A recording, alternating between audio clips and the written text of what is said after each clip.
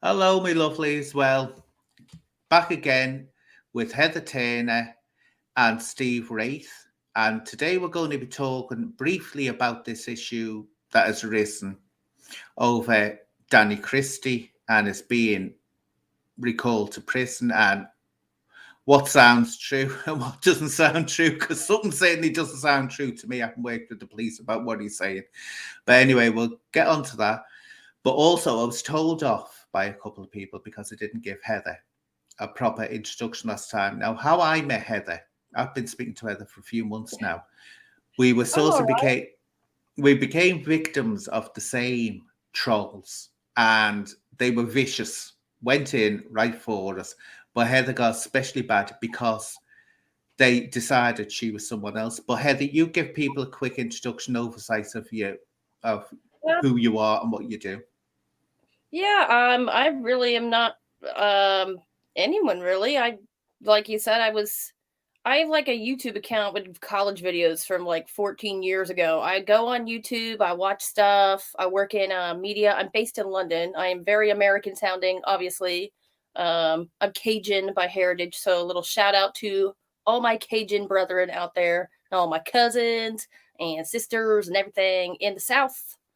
But I'm based in London, and I've been based here for about 13 years now, and doing media work, working viral film marketing, consulting.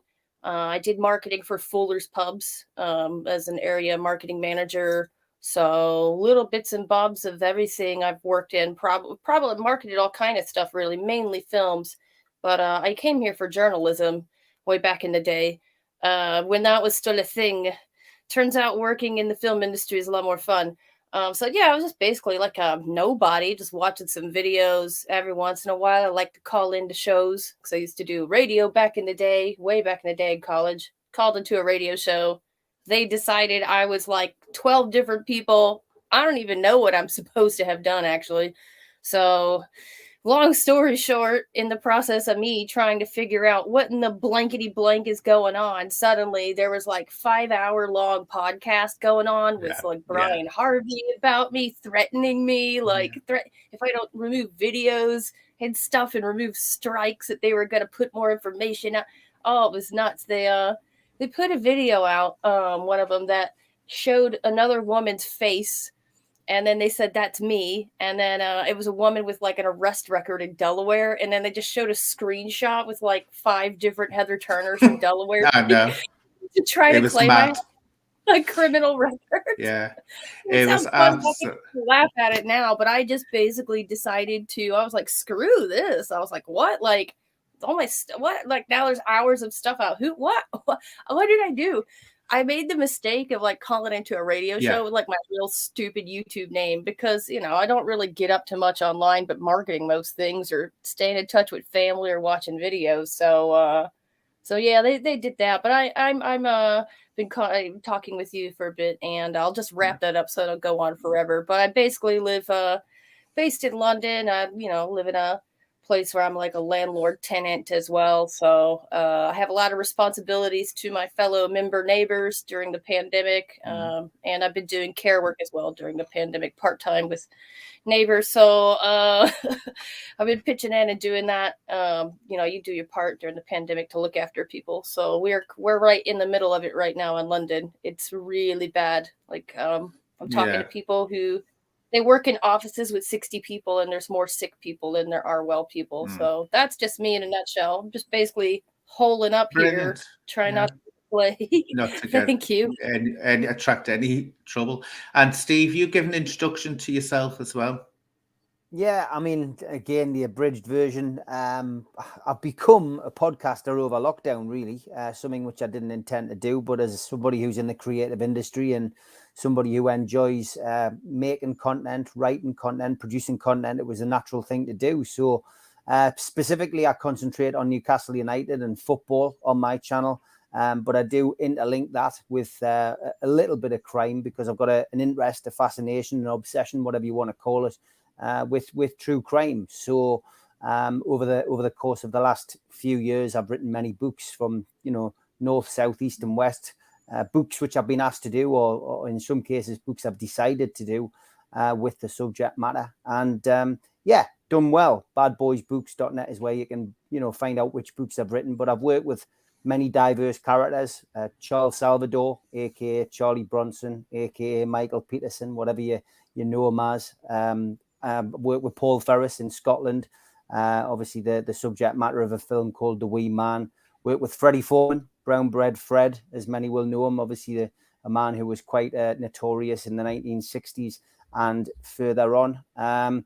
Worked with the train robbers' son, Nick Reynolds, recently on a podcast, which was fascinating, but got to meet all the train robbers over the years. So I took the fascination and the obsession one step further by actually meeting these characters. And of course, I was introduced to them by the Cray twins, who I visited in prison for over 10 years, which was the subject matter of my very first book. But other than that, I'm an actor, a promoter, a writer, a producer, and now a podcaster, and a proud family man, and happily married, and have been for 20 years now. So, oh, brilliant. Now, what we're going to do is we're going to start. I'll quickly go over what I think of this Danny Christie situation, and then we'll get into the debate of, which I think is vitally important, of male identity and violence, how it can get linked up that you're not a real man. Because I had people coming onto my comments when I did, what was the video? About the fight between Decca and Danny. And it was all real men. And I was like horrified seeing this. Real men sort the problems out like that. But with regard to this, what is Danny put on his Facebook that he's being recalled because of a breach of restrictions he's got put in against him, put by a court. Now, what got me was that and this is the only question I've got, I might be wrong because things can change. I haven't been in the police for, how long now?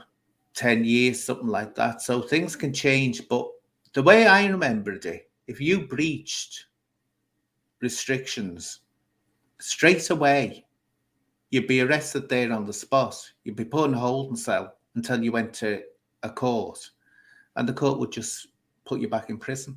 Similar to what happened to Pepsi Watson, if anyone remembers what Pepsi Watson. That's the way it happened. So that's the only question I've got. But as I say never.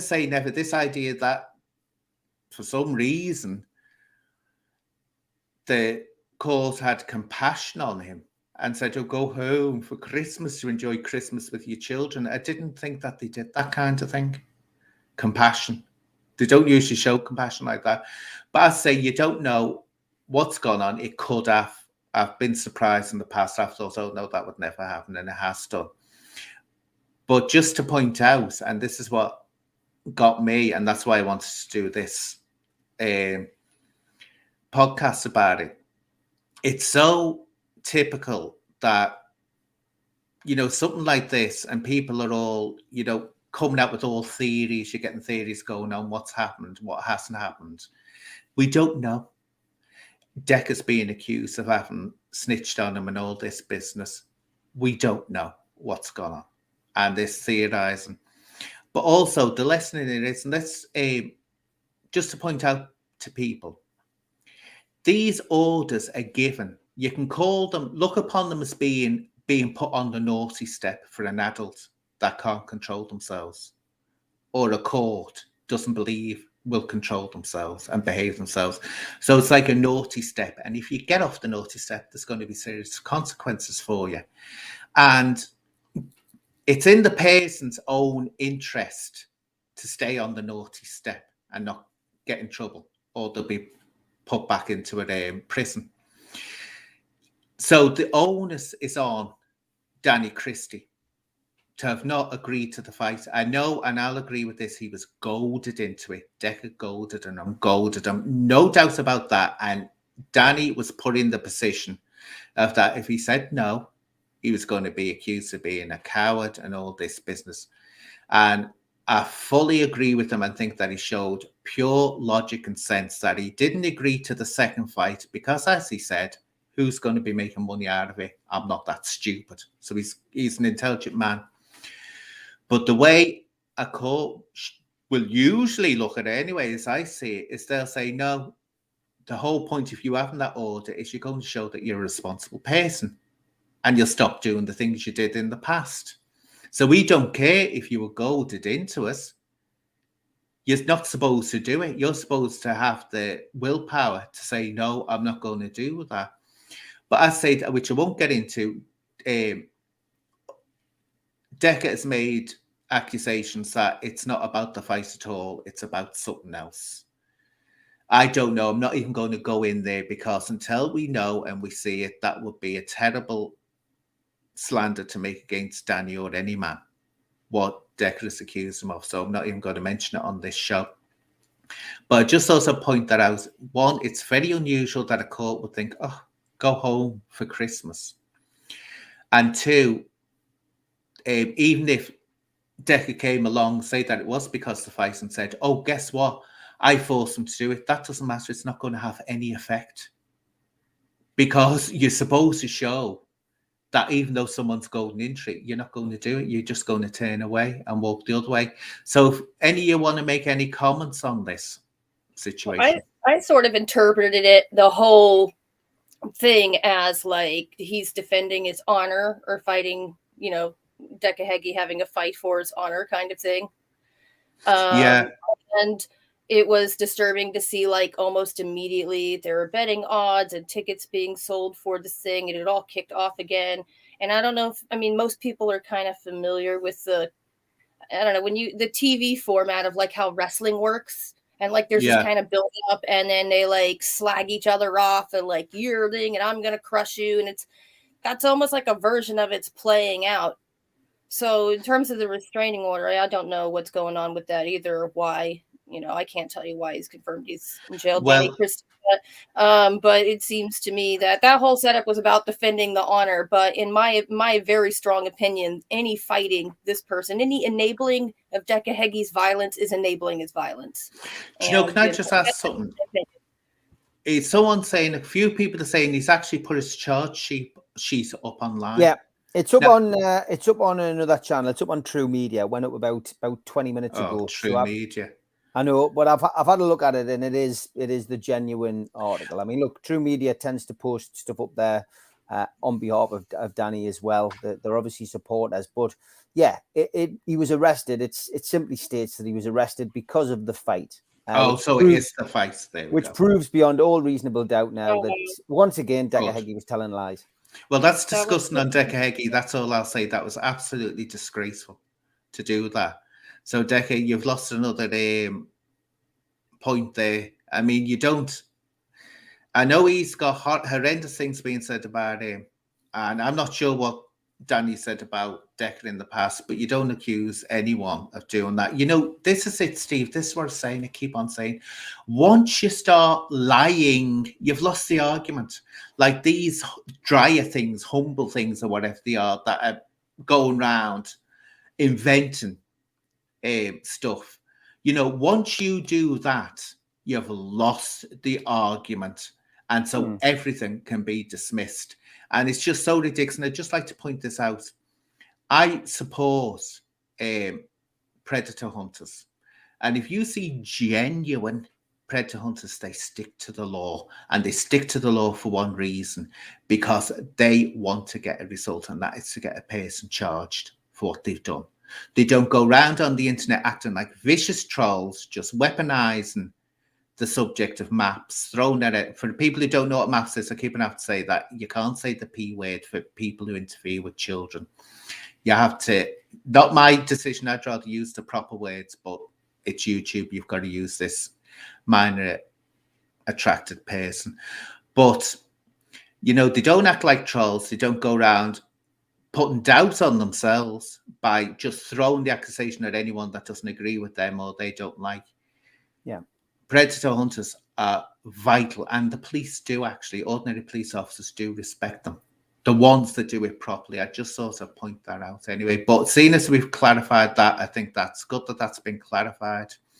As I said, it's the first I've heard that someone wouldn't be put in prison straight away. But as I said, it can change. Now, I mean, people are not being sent away now for things. that when I was with the police, it was a guaranteed sentence. If you were caught with thousands of images, let's say, of horrible images of children, you'd get a prison sentence. Now, you're lucky if you get community service.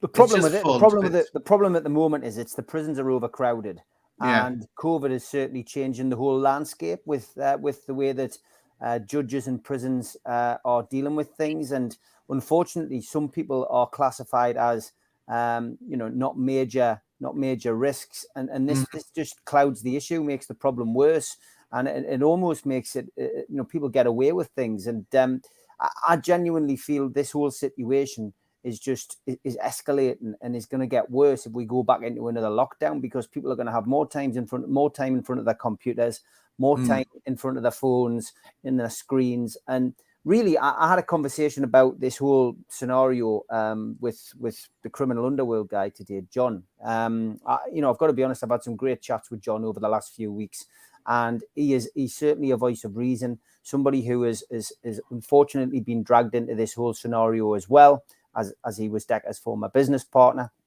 But from his perspective and my perspective, I think we both sing off the same hymn sheet that, something needs to be done about the main characters in this. And I think that, another lie has been proven with Decker, and ultimately, something needs to be done by the authorities. They're all clearly watching this. They're all simply watching this. You know yourself how the police work, albeit, a while since you were there. But, ultimately, they will just be simply doing what they do now, collating evidence, collecting evidence, sitting, watch all this develop. And my big concern is that any victims of this whole sordid affair, whoever they are, whether they're females, whether they're children, they are going to struggle to get this through a court of law if some of these channels don't stop what they're doing, because they are simply putting everything out on a public platform, whatever they're finding, instead of doing what they should be doing, which is giving it to the authorities or notifying the authorities. And what for? Clicks, links, clickbait, making money. Are you for real?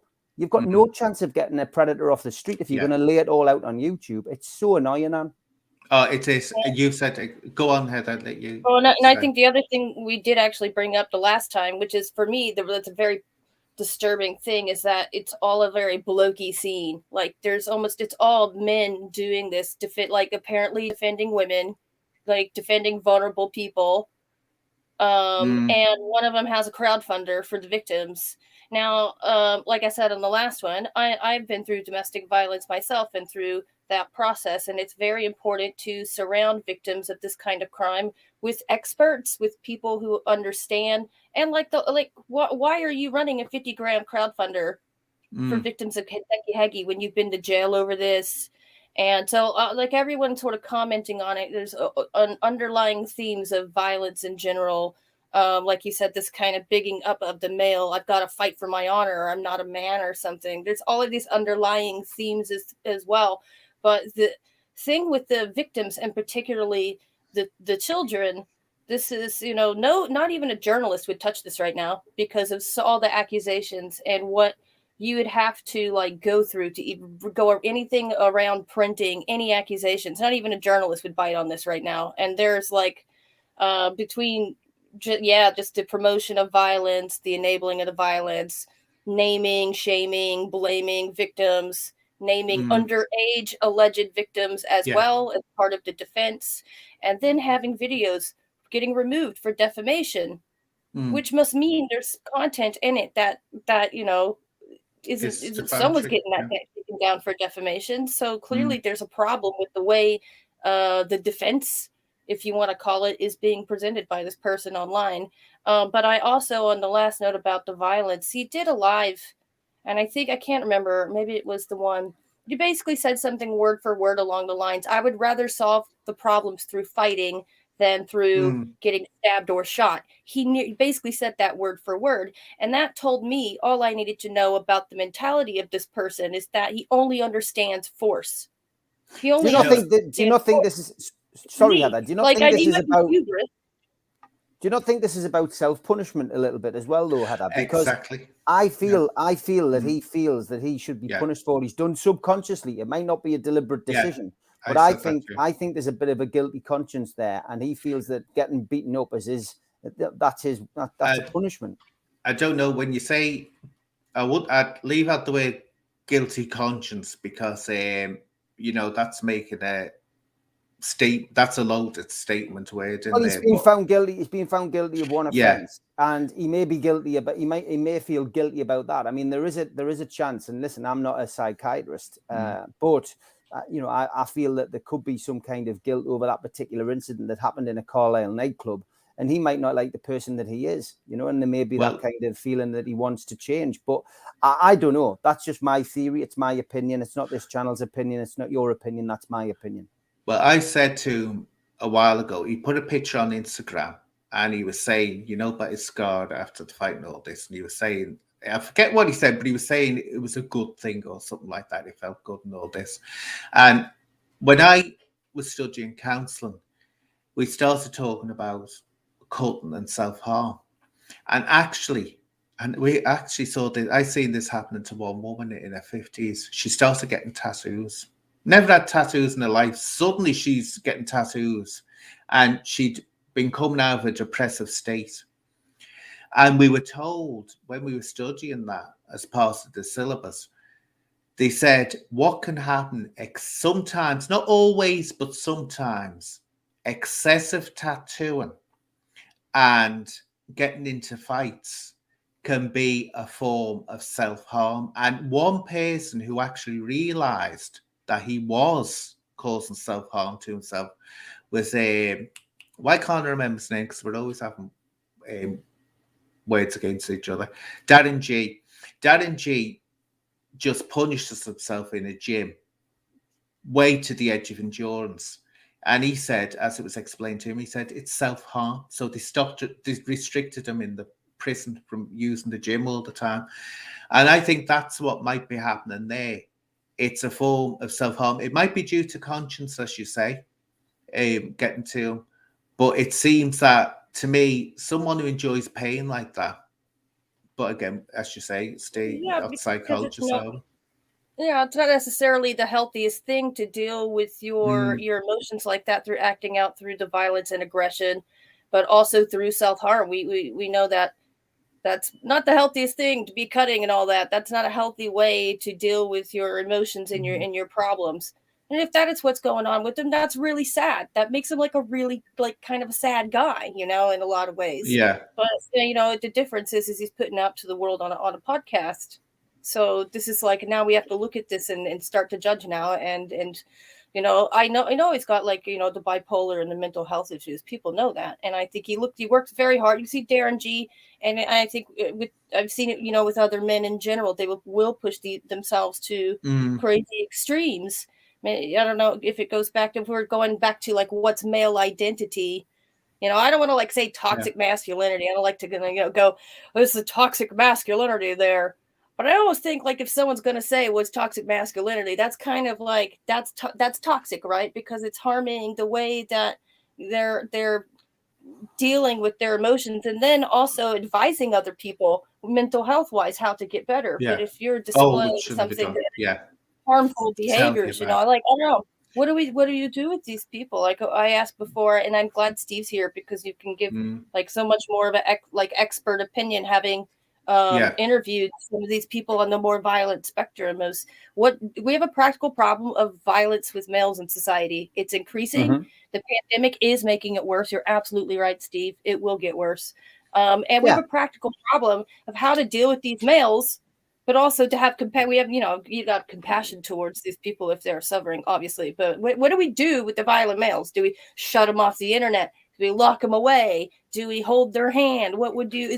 It's no panacea, I'm sure, but maybe you can enlighten us here a little bit. Or most of the subject matters that I've interviewed over the years and spoken to have all got trauma in their background. Freddie Foreman, for example, when I did the documentary with Fred a few years back, we spent a week with Fred, but the trauma that he suffered was the Second World War and the bombing of London, and seeing dead bodies at the age of 6 and 7 and 8, and walking through the streets, and houses and things exploding in front of him as the bombs dropped, and his vivid recollection of one particular girl, which he spoke about quite frankly, who, as the house exploded, came running out of the house, and she'd had all of her clothes blown off, and she was in her underwear. She literally had a bra, she had stockings, and she had suspenders on. And at 8 years of age, Fred found that quite erotic.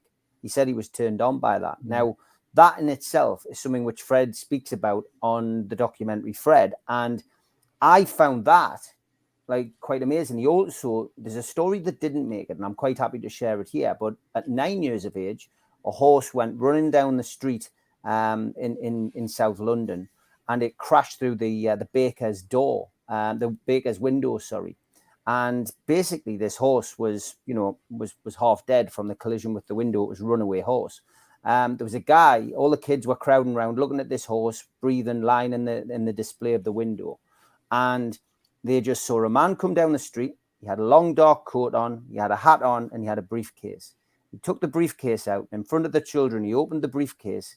He pulled out what looked like a gun. He put it to the horse's head, and he shot it in front of all the kids. And Fred points to the bombing of London, seeing dead bodies laid out in the street, and that incident where he saw the life drain out of that horse as his trauma, and why his life developed the way it did. I think that was a fascinating insight. You look at Paul Ferris and the book that I wrote with him about the bullying that he suffered at school at the hands of many kids, and the torment and the bullying, to the point where he turned round and one day just snapped as a child and decided to track down all of those people who bullied him and take out some street justice on them. Again, trauma. The Sayers family in Newcastle, Stephen, John, and Michael, who were brought up in the back streets of Elsick in Newcastle. One story they told me was that they would often get locked in the dog kennel. When the dad came home, he would beat them, throw them out into the dog kennel naked. They would be standing in the dog kennel, looking through the window, and seeing the silhouette of their mum fighting with their dad and getting beaten in the house. Trauma. 1, 2, 3 major gangland figures up and down the country, and they all suffered the same fate as youngsters. Now, a lot of people say you can be born naughty, but in my experience with the people I've spoken to, you're a product of your environment, and this is the problem. And I've heard many people say, well, have some of these people who are currently on YouTube, have they been maybe abused? Have they seen some trauma in their life? Possibly they have. We don't know. But that could be the answer to it. It's not all about machismo, because there is some machismo amongst men, per se. We know that. It's the higher level of testosterone in our bodies. But ultimately, it's that situation which it's easier to fight behind a keyboard. And a lot of this is for clicks. A lot of this is for likes. And if you sit and analyze some of Decker's videos, and most of us are probably guilty of watching a lot of these videos now, in an unhealthy way. We're sitting watching them, we're sitting listening to them, but how many times does he change his story, contradict things? One day he's on and he's not going to be there. The next day he's going away from social media. Then he's back the next day. Then he's going to have a fight. Then he's not going to have a fight. And it's all for clicks. It's all for likes. And somebody pointed out, I don't hide from questions, and I've just seen it come up in the chat there. So what about your mate Video Craig? He's an associate, somebody who I saw like everybody else on social media who came through. And I approached him, obviously, to do a video for me because I liked what he did. I went down to see him, and it was only when we sat for 3 hours and we did this, this podcast, which I'll be very surprised if it comes out now after what happened in the last 7 days. But it was only then that I realized who he was. And I learned, like everybody else, as the stuff started to come out, who he was. And I couldn't believe it. I actually knew, and I'm not going to name the poor girl, but I knew the victim. I could not believe it. And I was just blown away by this. And I can't support somebody who essentially, who does that. But the difference between Video Craig and maybe other people is, at least he's come out and owned it. And he said, yeah, I regret what I've done. The sad thing for him is he's actually a comedian, and he's gone on to make further videos about the incident, about that. And, again, the person in the chat making the comment, I can't defend the indefensible. That's not my job. You get this. Look at what the channel the hate truth has put up. They put up that video of Decca Heggie saying stop bullying Anne, right? And making it sound like that me and Decca are buddies and I'm protecting him, he's protecting me, you know, all twisted. You're not a friend of Video Craig. As you say, you just went on there. No one knew. No, it's great in hindsight, isn't it? Isn't hindsight a wonderful thing? But all these people, quite rightly, who were angry with Video Craig, do you know what? Funny enough, the one who got it spot on was Karma Corner. He said in one of his, I can't remember what it was. He was going on about someone that was supporting someone else. And he said, look, we've all been there supporting someone. Then we find out that they are right, so-and-so. I won't use his words. And he said, you'll get to that point, but we all get there. It's the fact that when it happens, you just say, right, that's it. I have to cut off all contact because I've got to worry about myself now. That's what you've got to do. And especially, as you all know, Steve, being in the acting industry, film industry, my God, if you're found out associating with someone that is not, especially nowadays, shall we use the term woke? I don't really like that term, but let's put the term woke. Yeah. You'll be labelled with that as well. When you saw that with Tommy Robinson. Yeah, I mean, I had a major incident in February with that, but I mean, I have my own reasons for doing that. And I still get it when I go to away games or I go to home games as a Newcastle fan now. You know, some people won't speak to me because of that podcast and platform and Tommy Robinson. But I had to do that. My reputation was being, set upon, if you like, on the social media circuit. But I dealt with it in a different way. I didn't come out and, use threats or whatever. I stood there and I fronted it because, yes, I'd had a photograph taken with Tommy Robinson many years ago, but that was then going to be used by the media, as I explained to you, to try and make it look as if I had some kind of far-right connections and sympathies and whatever.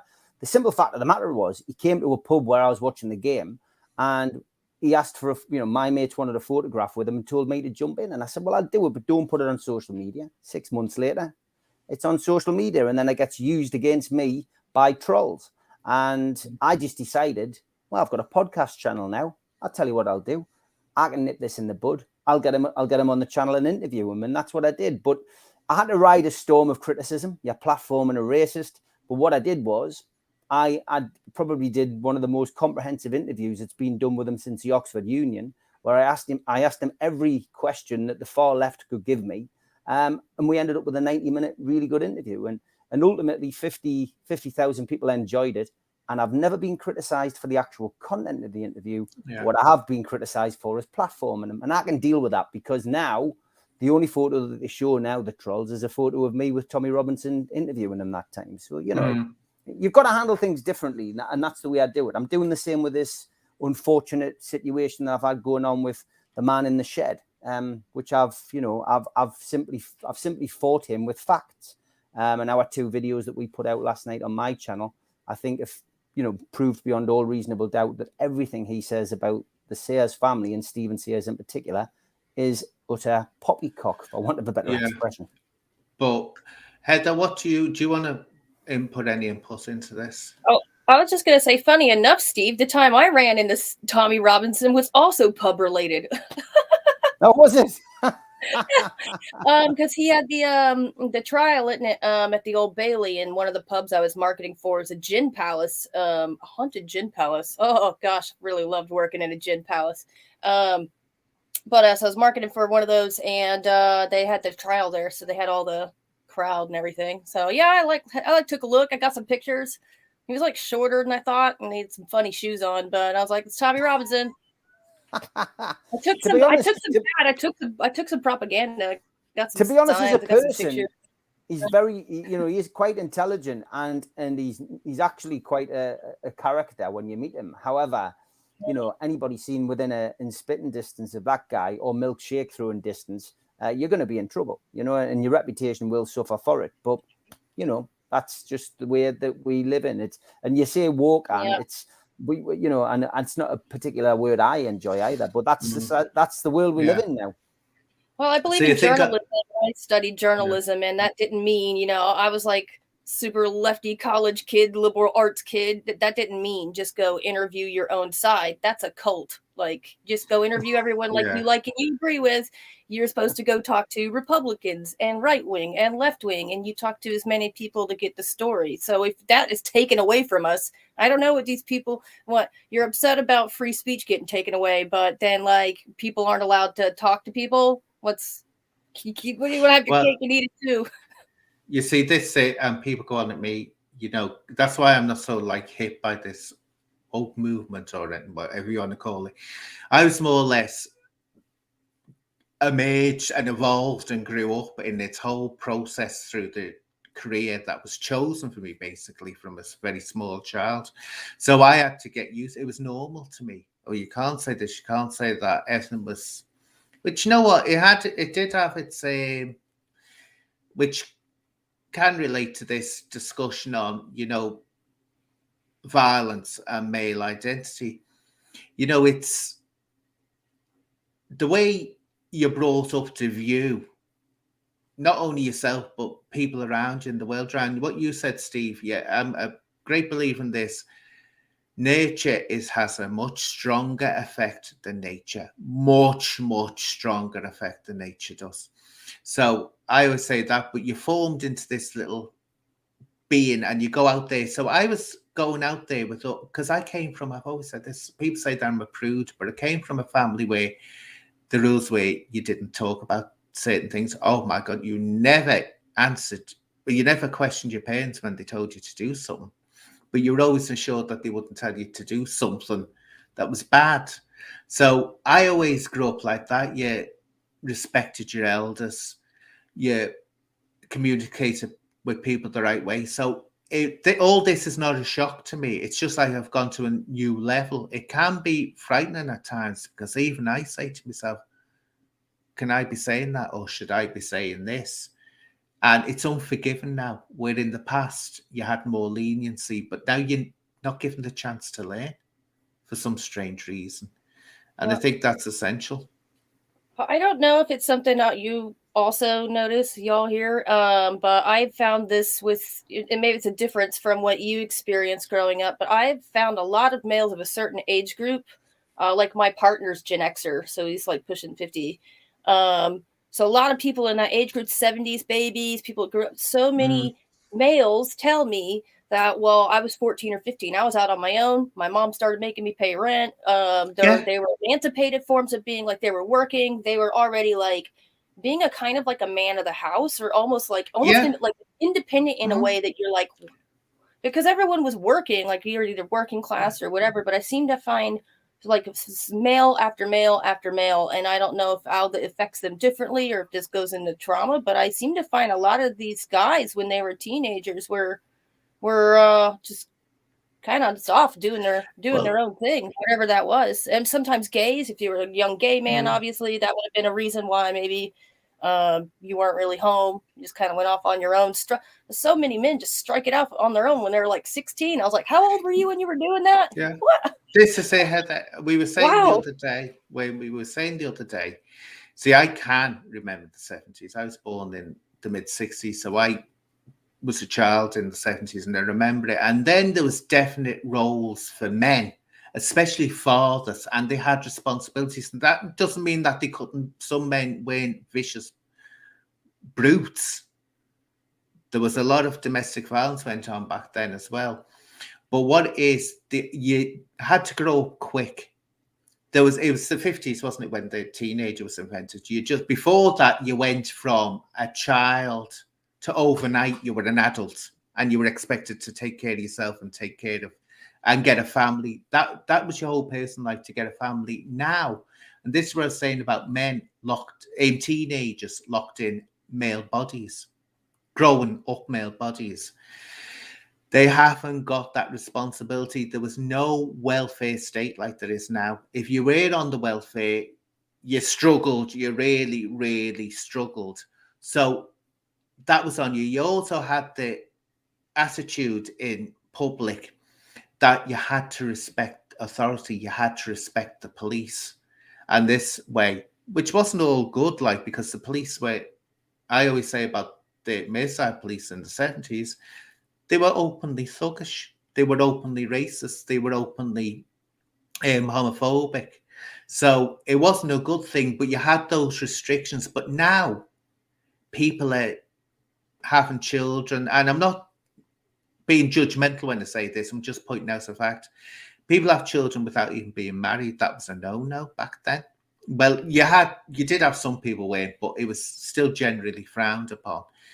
And a man was the provider. So he was too busy going out of work. And don't forget, you went out to work then. Oh You yeah, I'm from still the had Bible. nothing. It still is kind of that way. Yeah. It's So very that was much like it. The man was, now people always think about me because it was my papa who, because of his family background, put me into the ballet world. And they always imagine this theatrical, foppish, sort of Oscar Wilde character. Couldn't be anything from the truth. He was a real strong scouser. He was built like, I don't know whether you know who mentioned now, a man that's interviewed me, Billy Moore. He had that kind of build, that. Oh, and I'm telling you now, I never knew until after he passed away. And my mama told me, and certain family members told me, he was well known, right, if he'd had a drink, for going out and picking on the police and getting put in the cells and having boxing matches with them. I didn't know any of this. He was never violent towards me. I never seen it. This is all hidden from me. But if anyone upset him, my God, he'd be in there. So people had this misconception that somehow I had, I say, this very theatrical father. I didn't. He was from a theatrical background. He had a long, long history in his family of ballet dancers. And that's how I came to get where I am. But that was all hidden. But now, and this is what absolutely destroys me, is that you see people who are fathers on YouTube going on, I'll take you down. Now, I've seen Danny Christie doing this as well, and his children must be seeing it. And the one that knocked me cold was after the fight, he's got his children around him with all, and it's like, no, that to me, that just, maybe it's a different culture. I don't know. Yeah, it is. It is a different culture. Fighting men are fighting men, and Danny is a fighter. He could have been a professional. He's somebody who goes back. He had an amateur career, and ultimately, his path just didn't clearly lead to going on to do what many others have done. It's such a tough sport. It's a relentless sport. You have to train. Decker, on the opposite, is somebody who only really has fought during his adulthood. He's not what you would call a trained fighter. And I think that showed in the fight. And I mean, I know that, not everybody will have watched it, but, as a spectacle, as somebody who is promoted unlicensed boxing for 7 years and promoted professional boxing for 9 years, I have got a good eye for a fight. And ultimately, Danny gave away 5 stone in weight in that. And, he boxed Decker's head off, really, for want of a better expression. And why on earth Decker would ever consider getting in a ring, in a field, in a tent, in the smallest ring or the biggest ring possible, I've got no idea, because the same result will happen time and time again. And unfortunately for Decker, he hasn't had plastic surgery. He's let that gaping wound on his head heal. That's just going to open up within seconds if Danny gets a couple of fists on it. And this whole scenario really is ludicrous now, because as we know, Danny is looking at jail again. He's going to be going back inside after Christmas. He's going to have to spend a lovely time with his family. He's going to go back in. And fighting men, look, the traveling community, for example, it's inbred in them. And that comes back to the kids. They start young, they grow up, and there's a camaraderie, there's a loyalty. We've seen a particular traveling family back in Decker, and they're such a loyal bunch of guys. And you don't get involved in traveling community feuds. You let them get on with it, and you let them deal with it. And that's the bottom line. This is all starting to take different dimensions. Different people are getting involved, and ultimately, as I said, half an hour ago or whatever, I fear the worst with this. I just think if people don't start to calm down, start taking some responsibility for their actions, there's going to be some innocent parties either going to end up in trouble and end up behind bars, or someone's going to get seriously hurt, and it's not what anybody wants. Well, I had it the other day, veiled threats. We're going to deliver something to your house, and we're big fans of yours. And I thought, just try it. But you just have to, that's what happens. But there's some people, and you think, no, there's like, oh, you're a grass, and all that people are being accused of if they report someone to the authorities. I mean, there's one person, I'm not going to name him. If I was in Decker's shoes, I'd have him getting an early morning call as soon as I could from the police and having him pulled for malicious communications, because what he's saying is not only scandalous, it's obsessive.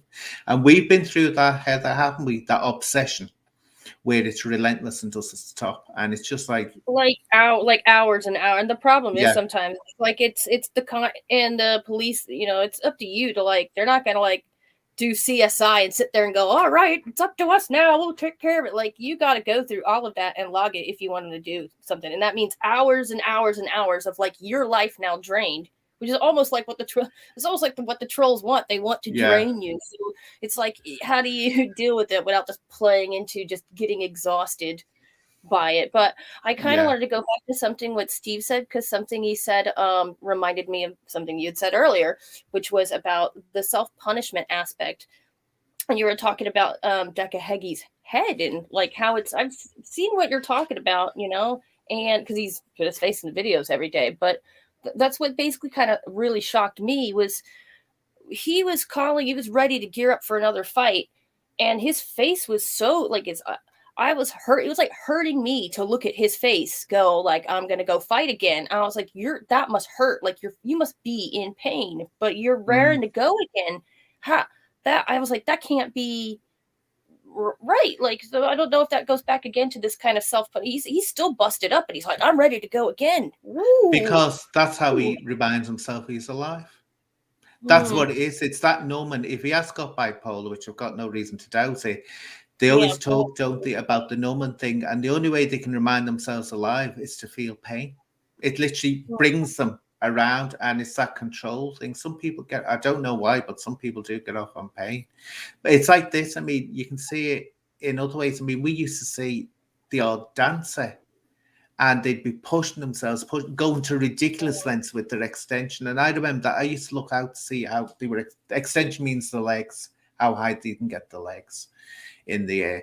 And you'd see them going for, you know, ridiculous angles, absolutely obscene angles, which you knew were going to ending up in rheumatism if they kept on doing it.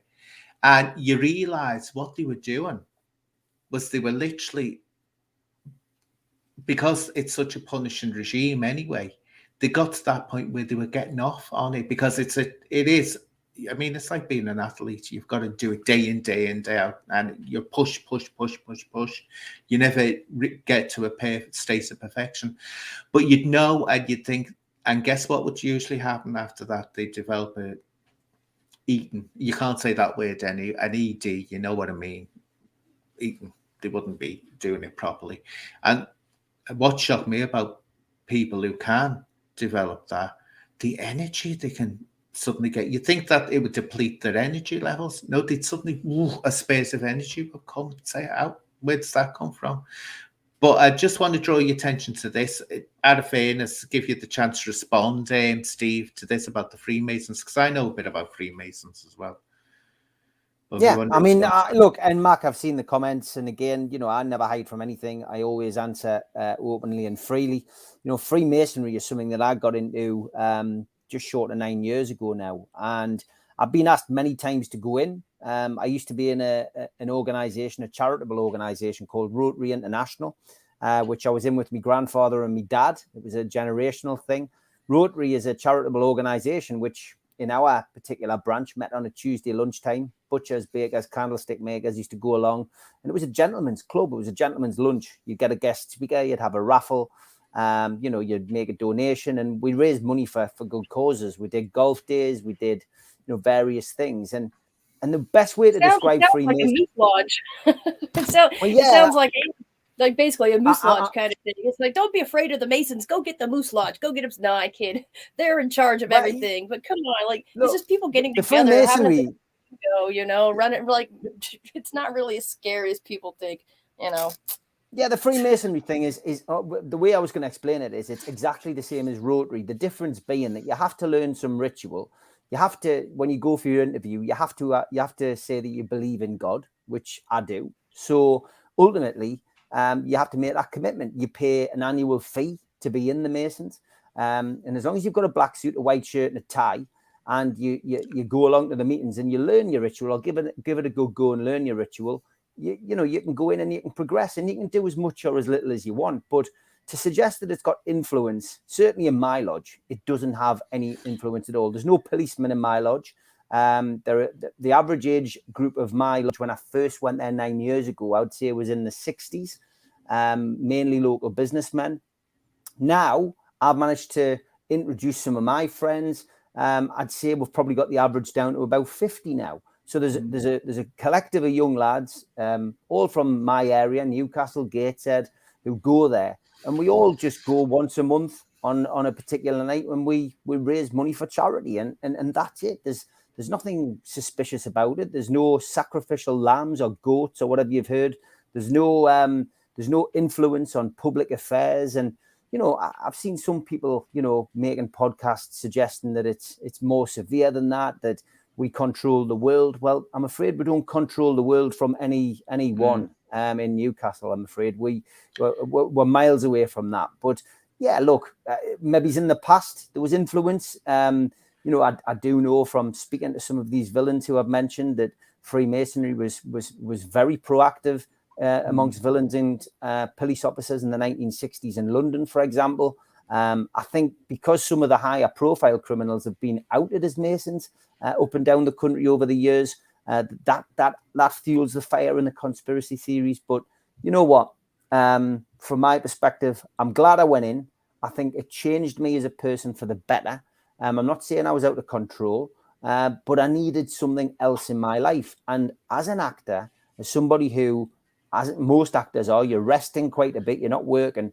Learning that ritual is actually quite beneficial for me because it keeps my brain muscle ticking over for learning lines. And at the moment, I'm in the chair. I am the worshipful master, so yeah. I have a lot to learn. And I'm pleased to say that whenever I'm out and about, people look at this and go, "Why is that bloke talking to himself?" Well, it's because I'm actually doing my lines as I'm walking around. You see, I'm going to be honest with you now. It's like nagging toothache with me because I've heard people who are Freemasons. They always go on about this charity, yet they are very, very charitable. But I can only speak from what I know about Liverpool, and I know quite a bit about the Masons in Liverpool. Remember, it used to be funny because the Everyman Theatre is opposite the lodge. I don't know if the lodge is still there, but it used to be the lodge. And of an evening, if we were working late and it was dark outside, if we were in the administration office, look, and you'd see they wouldn't be drawing the curtains, and we used to see them with the robes, and they were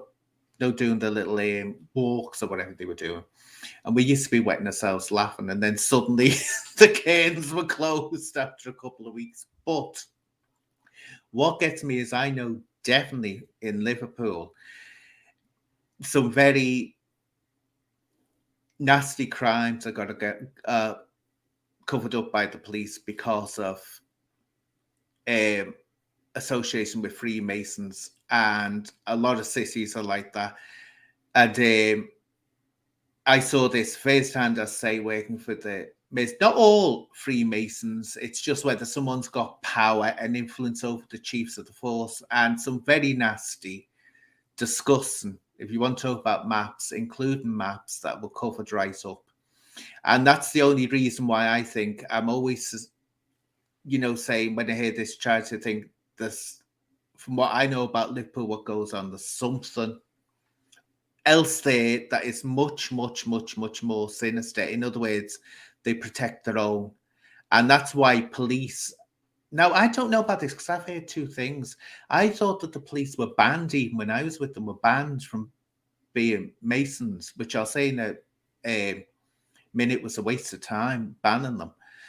But someone told me a few years after I left, they said, no, you can be. It's just that's not advisable to be, where in the past it would get you up the ranking system. Now it will actually stop you getting up the ranking system if you're a Mason. But they don't need, and this is what I would say, the police don't need a Masonic lodge. And I tell you why, because they are their own Masonic lodge. The Masonic Lodge used to be called the Police Authorities. Now it's called the Office of the Police and Crime Commissioner. That's their Masonic Lodge. But if anyone's got power, like a minister, or especially a journalist, my God, or the local radio, things are covered up, and I've always said that I call it the manus manum levat agreement. You know, the hand thing. You do me a favor, I'll do you a favor, and because there's lots in police force, there's lots of very nasty things can be revealed that I got up to, but the press and ministers don't reveal it because the police can say, we're going to come for you then. We might remember what we've got on our niche system. But I just also point that out. I'm not saying that you're in that type of lodge, but I did see that going on. And it Look, was every club or every society is open to corruption. We just need to look at our government really to see exactly what I mean. Everything is open to corruption, and everybody is corruptible to some degree in a position of power. But I can say hand on heart that my lodge is certainly not like that. And in Freemasonry, in general, is a dying art in the UK. There are so many lodges closing because of the pandemic. Because, as I've said, it's not something which is a particularly attractive thing to the younger generation.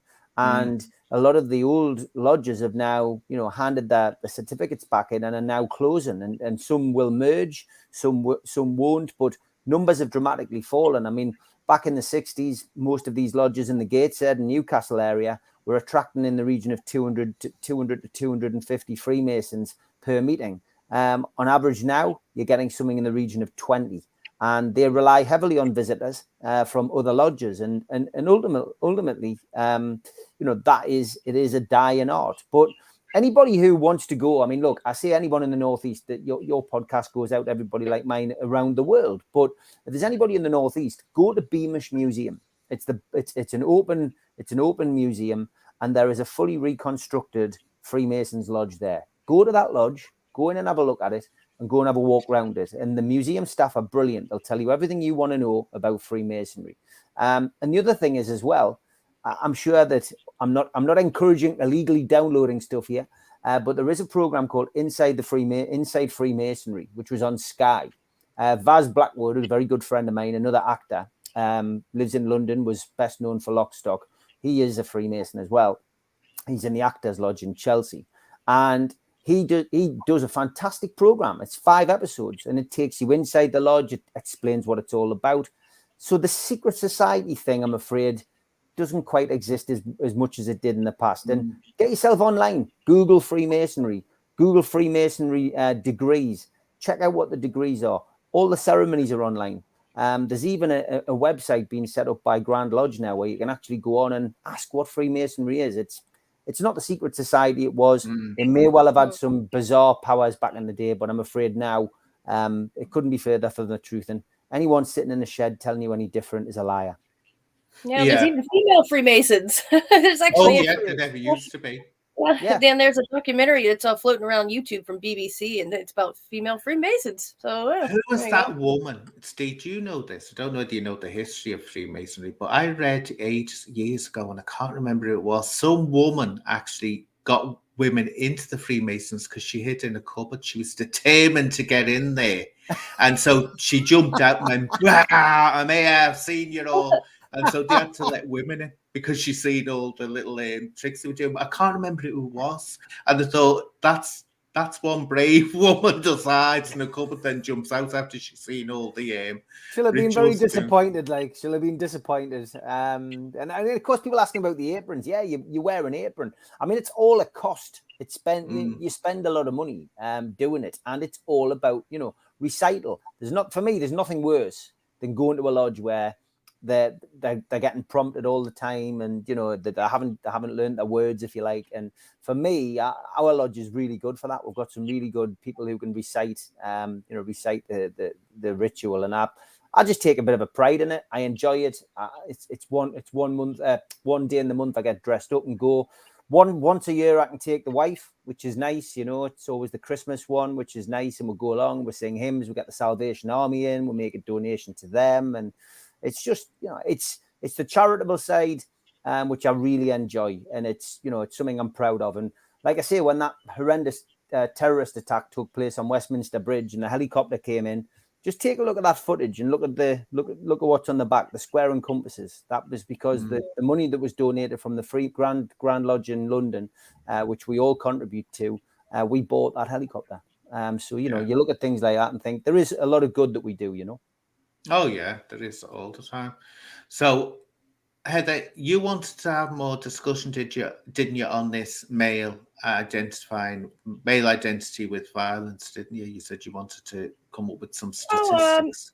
Yeah, I mean, to wrap it up, if that was so I guess we're getting into it an old hour into it, guys. It's been a great conversation. No, just to wrap it up, I mean, there's in terms of rates, I mean, part of it, what we were going on about earlier, is the violence, but then there was the interpartner violence, and that is obviously between anybody that's male or female or whatever. There can be domestic violence, but the rates that women are going to experience, it's like 1 in 4 women, and in America it's 1 in 9 men, and in the UK it's 1 in 6 men will experience some kind of sexual harassment or violence like that. But most of it's by women between 18 and 24, followed, so this is young. It weirdly isn't 70-year-old women getting beat up every day. It's mainly younger women and younger men, from the statistics I'm looking at.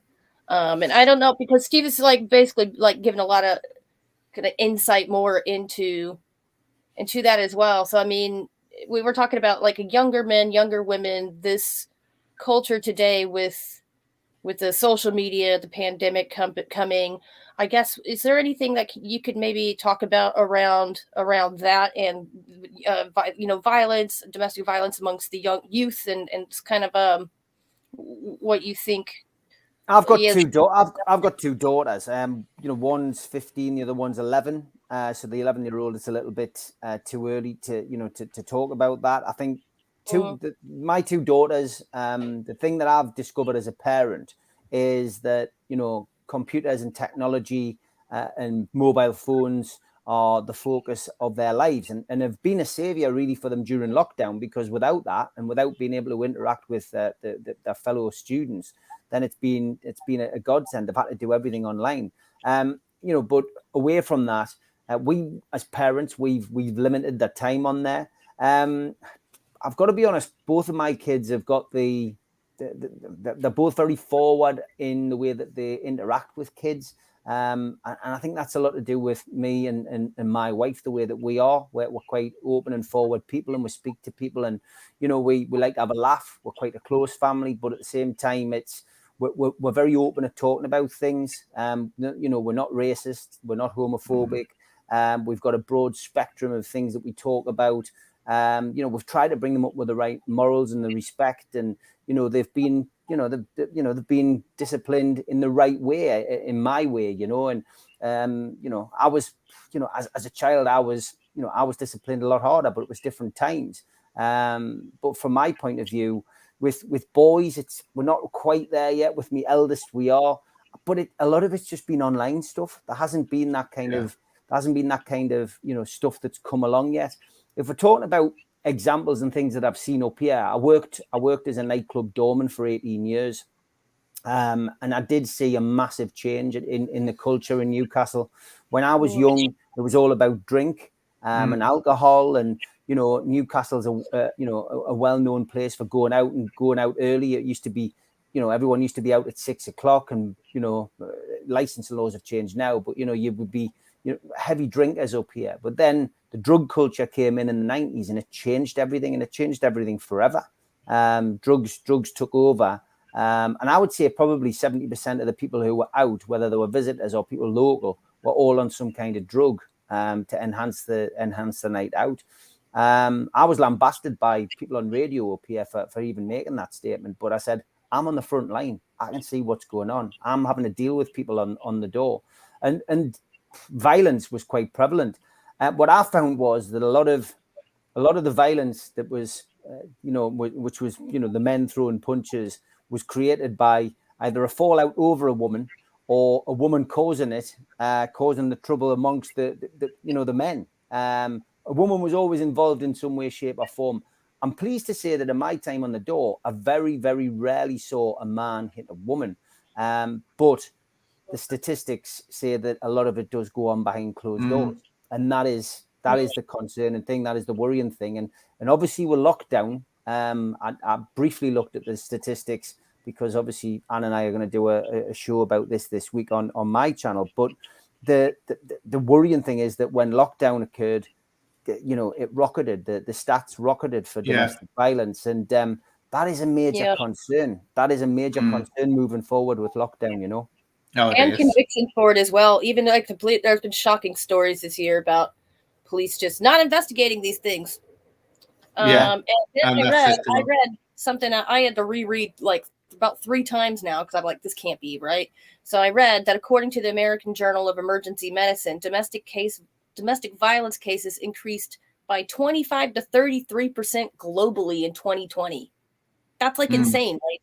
Like I was like, I was like, not 5%, 23%, 25%, 33%. I mean, that is just incredible. And because of the pandemic, resources are stretched, police are stretched. Any service offering men or women who need help from domestic violence, although the numbers are very not even here. It's overwhelmingly male domestic violence towards women. And don't forget, domestic violence can be deadly. Like, it'd be deadly. That girl Gabby Petito, like, that dude was like a skinny little dude, and he snapped and choked her to death in the desert. Like, and a domestic violence, if someone's getting, especially a male, getting upset enough to throw things, destroy things, lose their touch, that could be a death sentence, y'all. That's why it's like so important to address, and it's kind of scary if that's how bad it's getting. Do you know, sorry, Heather, if this is really right, Angela Power Disney, tell me, Angela, I'm going to have words with you if this is really you, because you're getting on my nerves, love, right? I'm going to leave now until the check out to this if it's you. I've got a funny feeling it is you, but I'm telling you now, don't you dare go preaching to anyone, right, about them being a shifty person. Do you want to remember your tweet about Jimmy Savile and you putting out a photo there when he still died, and how you claim to be in every bleeding establishment going and know the insides out? So I'll leave it at that, Angela. Got it and say, look, contact me. Don't come on making snidey little comments. I just had to say that because I'm not having it on here, making nasty little comments when she's got more little secrets herself that she doesn't come out with. We could say a lot about you, Angela, but I'm not going to. Just had to say that. I've got to laugh about that comment, though. I mean, they sent the flowers. This all comes from the man in the shed, of course. The flowers that I sent to the Crays were wreaths, by the way. When Ronnie Cray died, I tell a story about the wreath that I took down. I mean, one of the visits I went on, Ron actually put his hand on my knee on the very first visit and said, "You don't mind that I'm bisexual, do you?" And I said, "Well, I'm not bisexual, so as long as you've got no designs on me." And he just looked at us over his glasses and went, Good. And we had a good visit. I got on very well with Ron. But at the end of the visit, he said, "Thanks for coming to see us. When I get out, we'll have to go on a cruise." Now, that went straight over my head. I didn't understand what he meant by a cruise. I didn't understand the terminology that it could mean in his particular walks of life. And I've laughed about it since. But 3 days later, after that visit, through the post comes a big thudding letter. My mum shouts up the stairs, "Steve, there's a letter for you." Come down. It's that familiar scroll on the envelope. I open it up, and it's a book of European cruises. So basically, he did want to take us on a cruise. So what I did was, with the flowers, when he passed away, I just got a big wreath of a cruise liner and just put Ron in the middle of it. So those were the flowers that I sent to Ronnie Cray. As for the poems that he mentions, there weren't love poems. There were poems, unpublished poems by Ronnie and Reggie Cray, which I did eventually bring out. I brought them out in a book, which is on sale on my website, called The Cray's Book of Slang. So there's 2 myths and knocked out of the park. Well, this is it. You get this going on, and this is the thing. But I'm sorry, people who come out with these, they usually do have something in their own background. I call it the deflection and, projection. In other words, instead of looking at themselves, they look at there's one perfect one. I won't name a name, and it's not Angela I'm talking about here. God, I hope that was the real Angela and I haven't just made a fool of myself. Because I can like Angela and dislike her at the same time.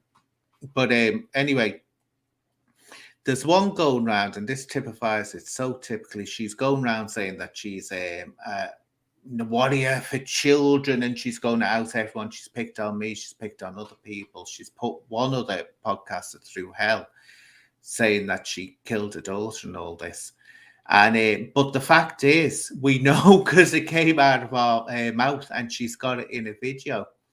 She said that when she was working the streets of Soho, she actually used to get given £500, which you're talking about the 80s and the 90s, which was a hell of a lot of money then, £500, to get young girls for a senior police officer from the stations. And it's like, wait a minute, she's a trafficker.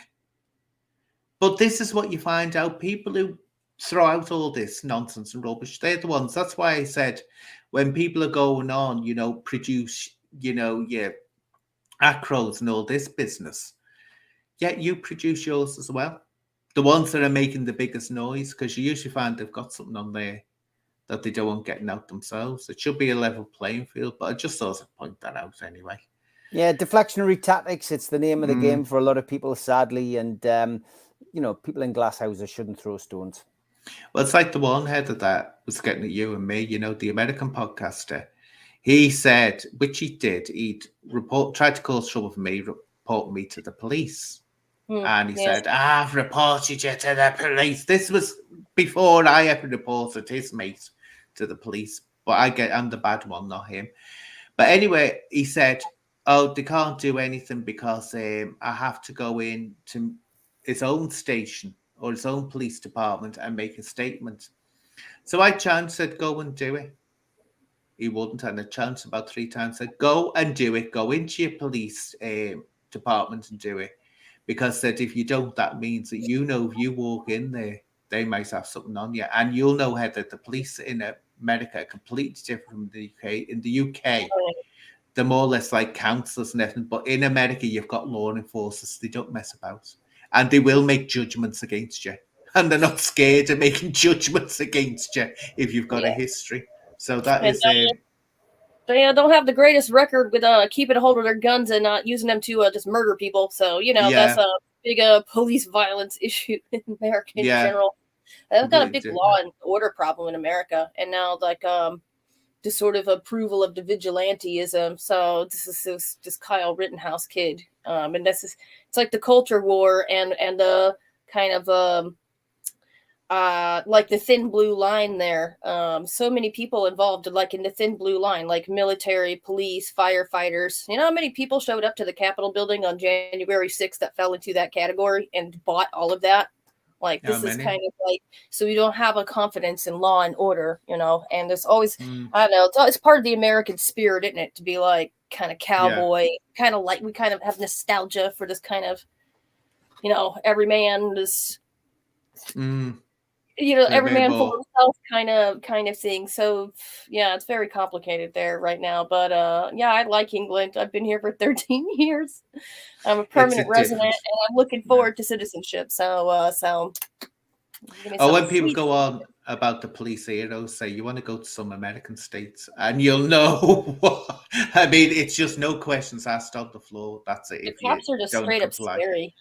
Yeah, it is. Even if you're driving on the interstate, you'll get a state trooper and they'll just tail you forever, just waiting for you to mess up, or just it's kind of this are scary, packing all these guns. And I've known cops. I did journalism and local reporting, so I had cops that I know are my friends and stuff like that. We're not my friends, but we're friendly.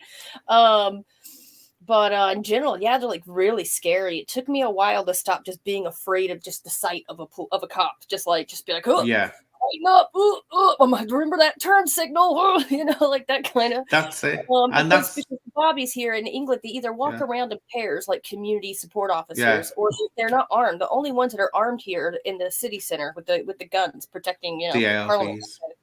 So then you start getting used to cops that aren't done up like RoboCop, You see, the thing with the ARVs, that's what we call them, the armed response. They after them. But police officers themselves here don't want to be armed. And there's a simple saying they always come out with: you arm your police, you arm your criminals, because the criminals will know that the police are armed. And thankfully in England, the death of a police officer is very rare. You've actually got more chance of being killed at the hands of the police than what it is the other way around. But in America, it's that normal. It doesn't even make headline national news around the country. Yeah, when well, it the mass happens. Crazy. don't even make headlines hardly anymore. They're not even. They're not. There's too many of them that it's barely like, oop, just 2 days ago, another one happened. You're like, oh man. Well, it's just like endemic. It's really endemic. I don't know.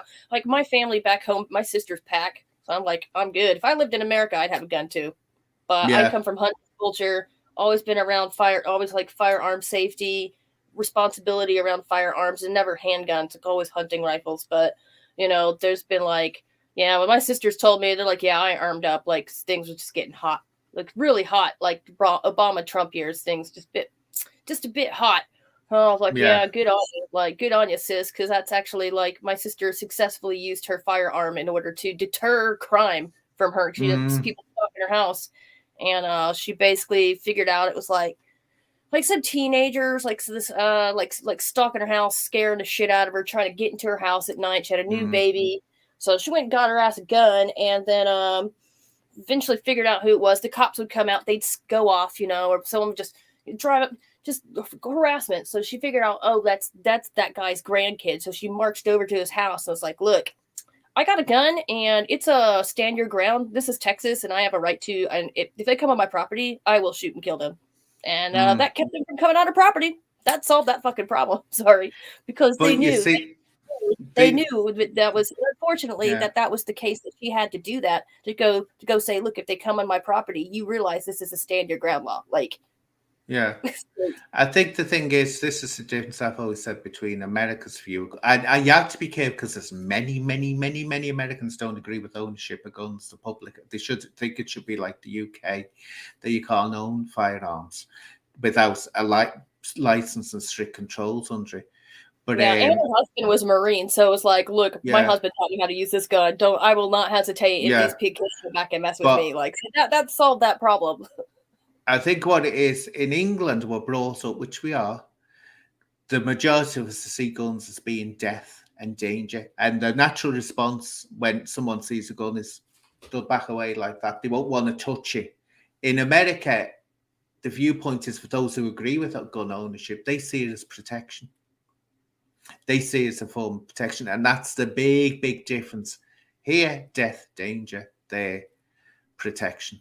And that's, I think, what is the big difference. Yeah. If I carry a weapon that I think of as defensive, clearly someone else can go, well, that's an offensive weapon. If I go into a flashpoint with a knife and someone gets cut up, well, I brought the knife, even though it's there to defend myself. So this is the problem in America. They won't even have this conversation. They won't even have this conversation at all because of it's enshrined in the right to defend yourself. It's enshrined in our that's what I mean. The mythos of how what America even is in some ways. It's in the Constitution. You're not gonna.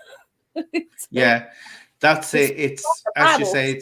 It's seen as a right in America. Here it isn't, and that goes right back to the creation of the police in the 1829, and people didn't want it, but that was when they said, right, you're going to stop carrying knives and all that. But, well, I'll talk about the history of the police at some point, why they came about and the very dangerous time. Well, we were nearly going, it was America's fault partly. It was America's fault we got a police force. It was because of the revolution in France, which ended in 1799. And, of course, the civil wars were kicking off in America, bad style.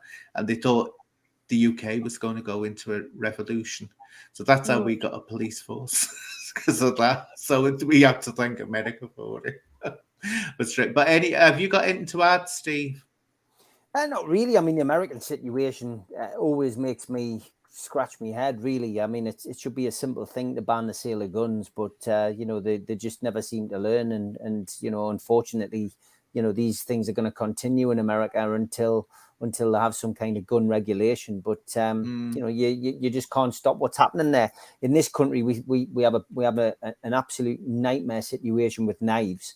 But we will end up going down that road of guns. I mean, we've had spells. We had Gunchester, of course, in the 90s in Manchester.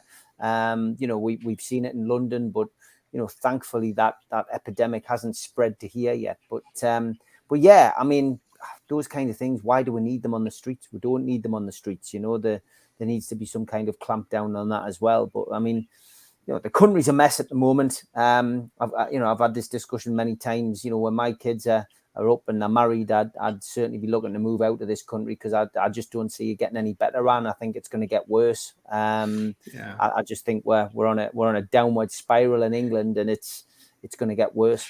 I think what it is, though, I always say the grass always looks greener on the other side, and you can see how many people, and I won't go into a political debate here, but how many people have gone to Australia and look at what they're having to endure now. It's like, it's vicious compared to what we're having to endure.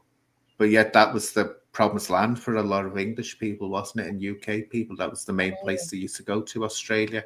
So I always say you have to, it's sometimes moving doesn't cure the problem. It can actually make the problem worse to wherever you go to. So have you got anything to add, Heather? Not really. I mean, just the race relations thing. I really can't tell you if race relations have improved in the U.S., to be honest with you. I'm not necessarily looking at stats. I think media representation is better, that there's more diversity and different kinds of people, and that certainly helps. But that's not, I don't think, what you mean by race relations. I mean, the country is full of violence.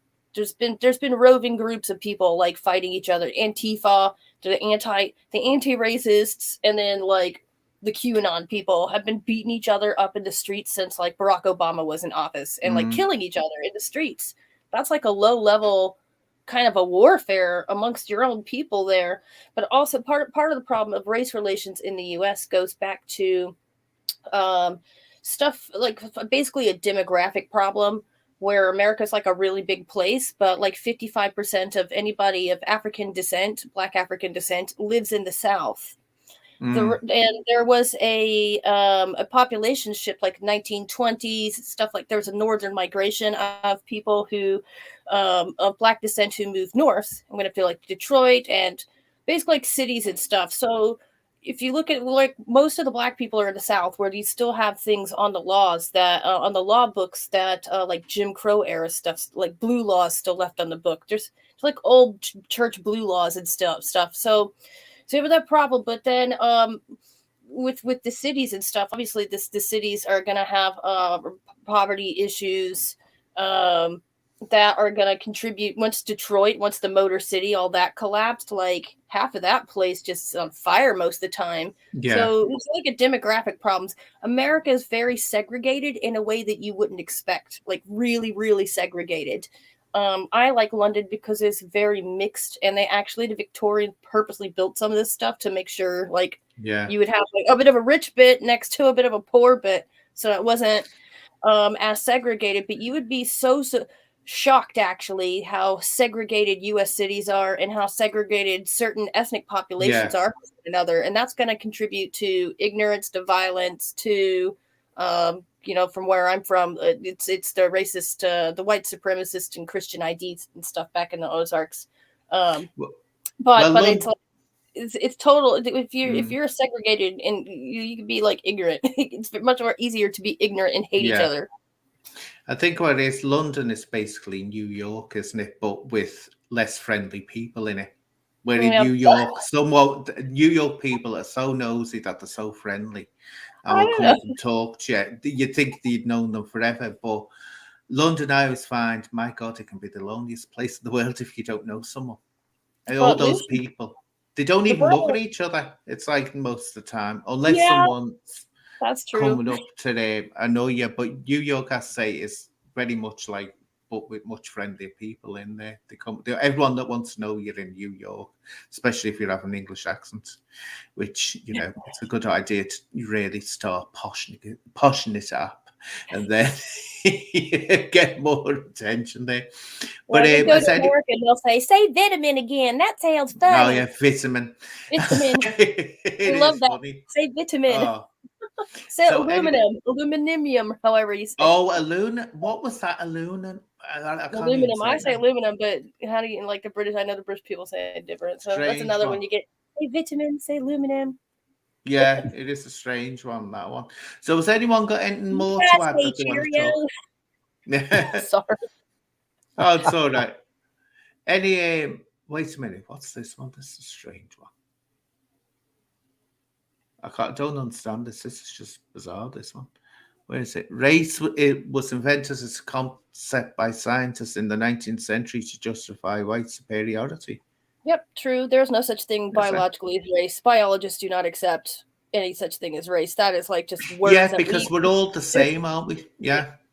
We're the We're actually one species, yeah. Because suppose it's like saying, it's like looking at dogs, isn't it? Even though they look different, they're all dogs. That's basically it. But we're just the one species of, what was it that I was told?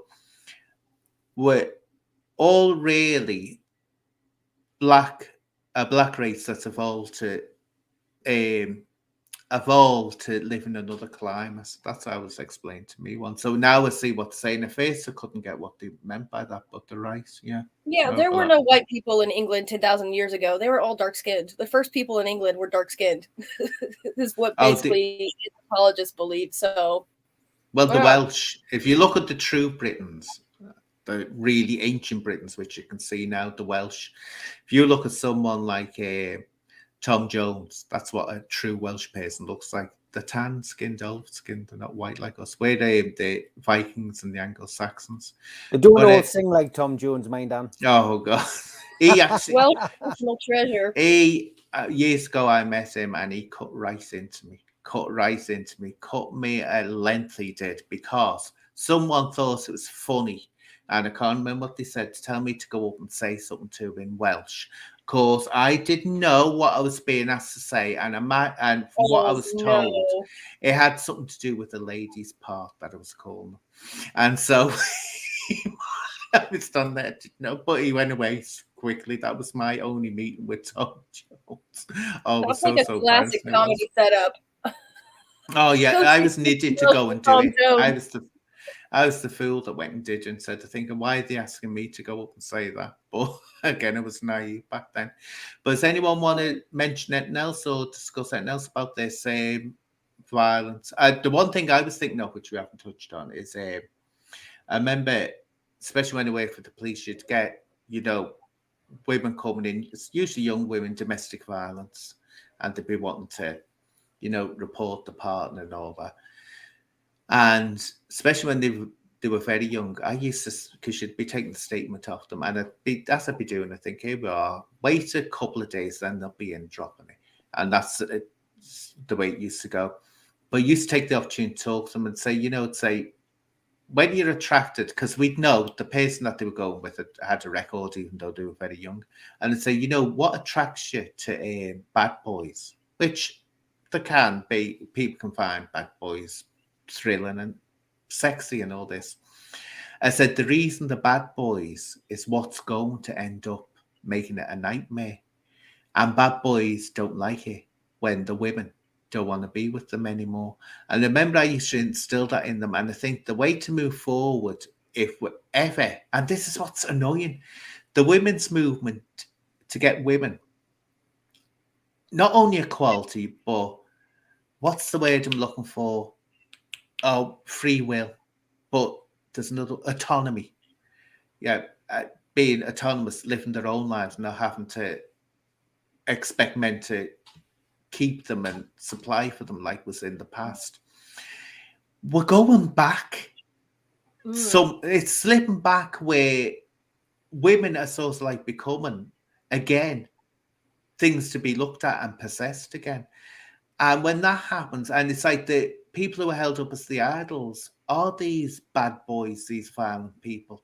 And it seems to be, it's creating this horrible spiral where really, I think if anyone's got daughters, the priority is to say, instill in them that they set out, they make sure that they can provide for themselves, make sure that they've got the stamina, that they'll stand up and not take any nonsense. And when no means no, no means no. And that if they're in a relationship with a man and it all goes bad, they can walk away and will feel no financial regrets to do that or hardship from doing it. But then the idea of recrimination through violence is another thing. No matter how autonomous you are as a person, when you're scared of violence as being the result, I suppose. I don't know. I mean, you've got daughters, Steve. What would you think think about that? I think a lot of this stems from the internet. I've said this for a long time. The internet is such a wonderful tool, but if it ends up in the wrong hands, it can really, really have detrimental effects and cause a lot of issues and a lot of problems. And I think that I remember watching a program on Channel 4, I think it was a couple of years ago, where a group of mothers set out to make a porn film. And the reason that they made this was to show that, what a mother would determine would be something that they would include in a porn film. It was quite a good documentary, because ultimately this showed that the difference between the stuff that perhaps is allowed on the internet and stuff that they would have actually put together. And there was a storyline. It was consensual. It was there was a love story aspect to it. And these mothers actually all started to fall out over it, because they all had different perspectives and ideas about what made a perfect relationship between them and a man. And the end of it, some of these people actually walked away from doing the project. And then I had all kinds of women on here. They had, I think there was a broad spectrum from 21 Essex housewife to a middle-aged mom with 2 kids to a grandmother.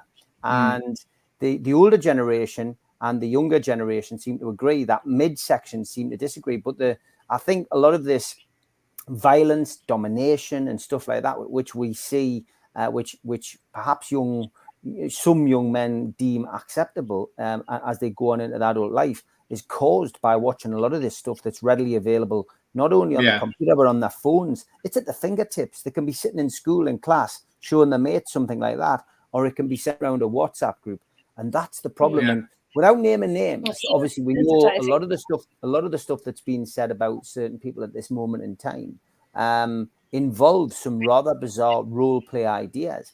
And that's not the kind of thing you pick up, in a copy of Playboy or whatever. That's something pretty dark. And it sounds as if it's dark web, kind of stuff. And from my perspective, I think that's the biggest issue. And again, there's no clamp down on this. There's no, there's no age verification on things that I'm aware of. And unfortunately, your child could stumble across that, whether it's male or female. Yeah. It's happened with my daughters. I know it has, and it can be an innocent link where they may see something or be sent something, and you can end up in that situation where a kid thinks it's funny to send your child a link. It is scary. It's very scary, and that's why you have to have an open relationship with your kids. Don't make them feel they can't talk to you about things. Make sure that your kids know that they can have a grown-up conversation with mom or dad. And there's nothing really embarrassing. You have to be able to have that conversation, because it's an evil world out there. And you just need to look at your local newspaper. There's never a week goes by when there isn't a predator who's tried to take advantage of a vulnerable child sitting in a bedroom or his bedroom. See, it's got to the point now where it's an epidemic, it is, and we can't ignore it. I mean, the question is, was it, because see, this is Steve, in the past, and I remember this, the only thing you were told to be wary of as a kid was getting into a car with a stranger, because they'll snatch you off the street. I was absolutely horrified when I was first told, and it's my mama told me, about adults. And I was, how old? Was about 14. I mean, late in the day, but you didn't talk about anything like it to do with sex or anything like that in my family. But she told me, she said about, because something was in the news, she said, oh yeah, adults. And I was like, to me, adults were people that you went to protect you. If you were scared or if you're in fear, you went to an adult. But the thing is, now as time has gone on, I've heard of people that I knew as a child mainly girls, well, women now, and they took a family member to court for abuse that happened decades before. And it's like, is it more prevalent now, or we see it more now? But it did go out in the past, but it was just hidden. And you wouldn't talk about it because definitely, Heather, definitely in the 70s, and I'd say beyond the 70s. And it can actually happen now to a certain extent. The girl would get the blame. And that's what used to always get me for it, because it's like, I remember a police officer saying years ago, and I was absolutely horrified by him. He was going on about, the most terrible thing that can happen to a boy is, to be by a man. That's horrifying and all that.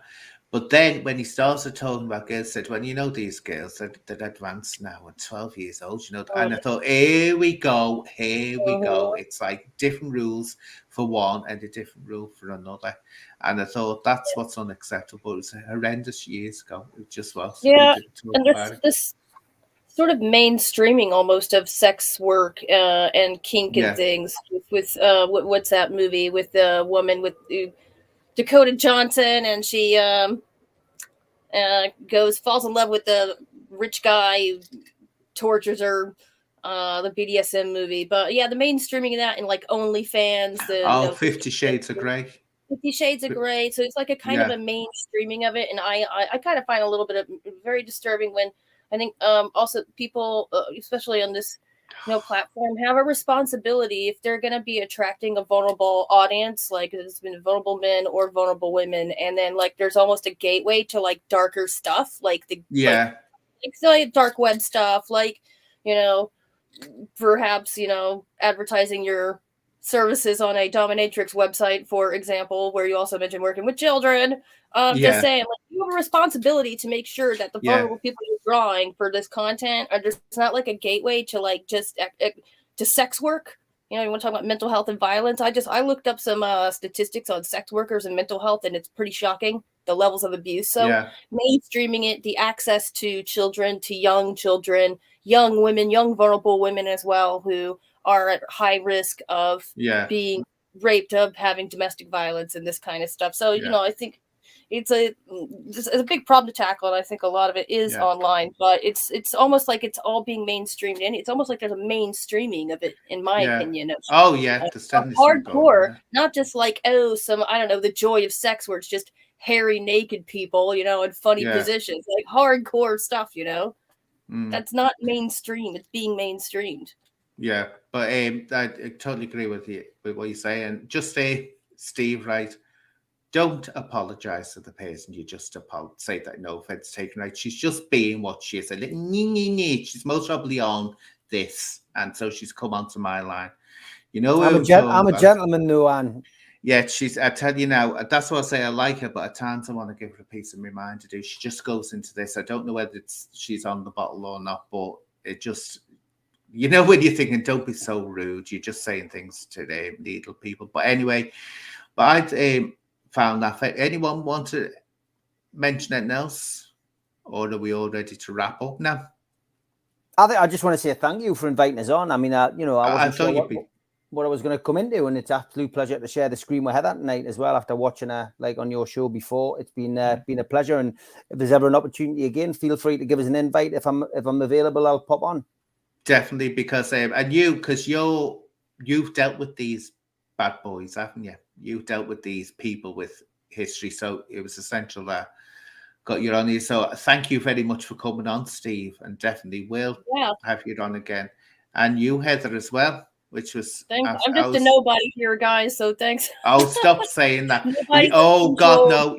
If you keep on saying nobody, someone in the chat will start saying, oh, she's saying she's Satan. Anyway, I am nobody. It's very nice to come and talk about this very serious topic. And Steve, it's the first time I've met or talked to you ever, so it's really cool. And I was just wondering, because you said you're an actor and all that, so is there anything you have coming out that soon that we might want to look out for? Fingers crossed. Yeah, I mean, I've got a couple of things which are in the pipeline. I did the last film that I actually completed, which came out, is To Be Someone, which was billed as Quadrophenia 2. I've got a decent little role in that. A lot of the Quadrophenia cast were back together for the first time since the first film. So that was great. I worked on that with Ray Burtis. I spent lockdown writing a script, which I'm now looking to get funded in February, and then hopefully shooting that October next year, COVID permitting, of course. And yeah, I've got The Huntress of Auschwitz. I completed filming on that in October, and I'll play a police officer in that, which comes out next year. So yeah, I've luckily, despite COVID, I have been busy, and hope to be busier next year. But yeah, looking forward to getting back in front of the camera soon. I can see you being a police officer. You just would fit the image of it. You would with the uniform. I tend to get cast as wrong'uns and gangsters and hard men, and so it was actually nice to play a copper in a film, which is a change. And of course, it'll give me critics something to say. See, I told you he was a copper. Oh, he's an informer and all. A pencil, isn't it? A copper's pencil, copper's pencil. That makes me laugh, that one. But that was it. Oh, and I'm on your podcast on Monday at 1:00, aren't I? Yeah, Monday. I mean, look, it's something which is something that's going to be a bit different. You're going to be on with me, along with Sean Atwood, of course, and Jen and Kaz. So I've also asked a young presenter, she's 17, who does my podcast channel, Holly, to come on and share her story, because we're going to cover a few different subjects. Domestic violence is obviously the main one we're going to talk about. We're also going to talk about the potential of another lockdown, and also the depression and potential suicide rates as well. So a lot to cover, a lot to talk about, and looking forward to that 1:00 Monday on my channel, Steve Wraith. And just make sure that Sean is on a brand new laptop and he doesn't bring his little whatever he's got following, hacking into his accounts with him. Well, let's hope he's not trying to sell Bitcoin. I was just going to say that. Oh God! Oh, that's sad. That is awful. Yeah. Oh, but he better using you, man. So anyway, I'll wrap it up for now, and thank you very much for that. I enjoyed that today. So bye-bye, Steve. Bye-bye, Heather, and bye-bye, me lovelies. Bye-bye.